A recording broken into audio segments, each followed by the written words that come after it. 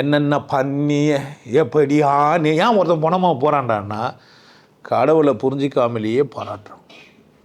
நல்லவன், இரக்கமானவன், சரியானவன். கடவுள் சரி தப்பெல்லாம் கிடையாது. கடவுளுக்கு சரி தப்பே தேவை கிடையாது. அதெல்லாம் இல்லை. அவர் உன்னை விட்டதே சந்தோஷமாக இருக்குது தான்.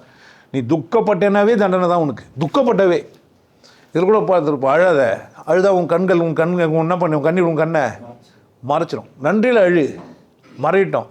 நீ அது கடவுளோட போயிடுவே, பிரச்சனை இல்லை. அப்போ கடவுள்கிட்ட குற்றம் எது அப்படின்னு கேட்டால், வாழலையானா, சந்தோஷமாக இல்லையானா, மகிழ்ச்சியாக இல்லையானா, அடுத்தவங்களை கஷ்டப்படுத்தினேன்னா, தேவையில்லாத வீம்புக்கு போனேன்னா, அடுத்தவங்களை கஷ்டப்பட்டு உன்னால் சந்தோஷமாக இருக்க முடியுதுன்னா கரெக்டுன்றேன் நான். அடுத்தவங்க கஷ்டப்பட்டு உன்னால் சந்தோஷமாக இருக்க முடியுதுன்னா நீ சரிதான். முடியுதா பாரு.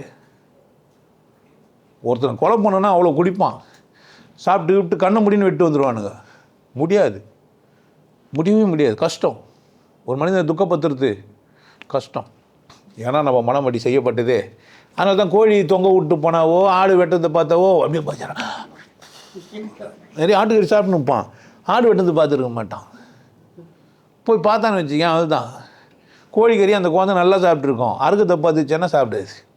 ஐயோ அப்பா கோழி அறுத்துட்டாரே, காலையில் இருந்து கூவினது கொக்கருக்கும் கரெக்டாக ஏப்புமே. அதுக்கு ஒரு பேர் வச்சு கூப்பிட்ருக்கோம்.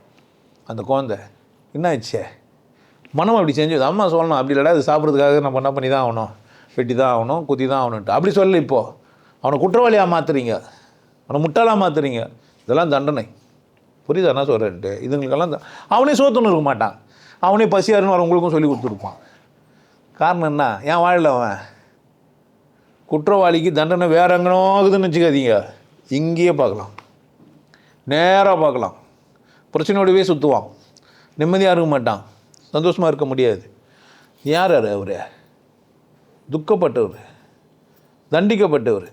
இங்கே அவரால் என்ன பண்ண முடியாது, நிம்மதியெல்லாம் இருக்க முடியாது. நீங்கள் சிறைச்சாலையில் போட்டு உள்ளே எடுத்து போய் உட்கார வச்சு லட்டியில் உச்சி முட்டி போட்டு அதெல்லாம் சும்மா பனிஷ்மெண்ட்டு, தற்கொலை தூக்கு போடுறது அந்த மாதிரிலாம் கிடையாது. கடவுள் சமூகத்துலலாம் நீங்கள் தப்பவே முடியாது. ஜாதிக்காரன் சார் நான் ரொம்ப உன்னை பாராட்டின்னு இருந்தேன், ஏன்டா பாராட்டினு கேட்பான். அதால்